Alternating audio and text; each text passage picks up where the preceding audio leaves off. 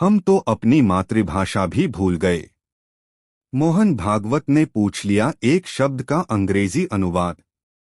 RSS chief Mohan Bhagwat ने मातृभाषाओं के इस्तेमाल पर चिंता जताते हुए कहा कि बहुत सारे ऐसे भी भारतीय हैं जिन्हें अपनी भाषा ही नहीं आती है। नागपुर में एक पुस्तक के विमोचन के मौके पर उन्होंने कहा कि हमारी भाषाई विरासत का क्षय हो रहा है। भागवत ने कहा, एक समय था जब रोजामर्रा के जीवन में सारा संचार संस्कृत में होता था।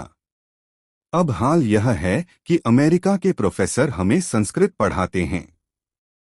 उन्होंने कहा कि भाषाई चेतना को लेकर हमें आत्ममंथन करने की जरूरत है। भागवत ने कहा कि बहुत सारे बच्चे आज अपनी ही भाषा के शब्द नहीं जानते हैं और वे अंग्रेजी का मिश्रण करके भाषा का इस्तेमाल करते हैं। उन्होंने कहा, मैं अंग्रेजी माध्यम वाली शिक्षा को दोष नहीं दे रहा हूं, लेकिन कम से कम अपनी भाषा को भी तो जानना चाहिए। अगर हम अपने घरों में भी अपनी भाषा बोलें तो भी हमें उसके बारे में पूरी जानकारी हो जाएगी। उन्होंने कहा कि संत ज्ञानेश्वर ने भगवद गीता को मराठी में प्रचारित किया। भागवत ने कहा, दिक्कत यह है कि अंग्रेजी के शब्द भावों की गहराई को पकड़ नहीं पाते हैं और ऐसे में विचारों का प्रकटीकरण कमजोर पड़ जाता है।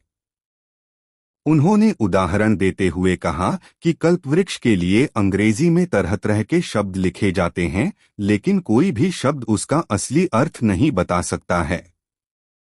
आप इसे अंग्रेजी में कैसे अनुवादित करेंगे? ऐसे में विदेशी भाषाएं हमारी संस्कृति की गहराई तक नहीं पहुंच सकती हैं।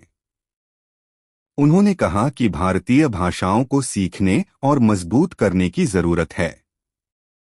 भागवत ने कहा कि भारत का दर्शन कहता है कि विविधता में भी एकता होनी चाहिए।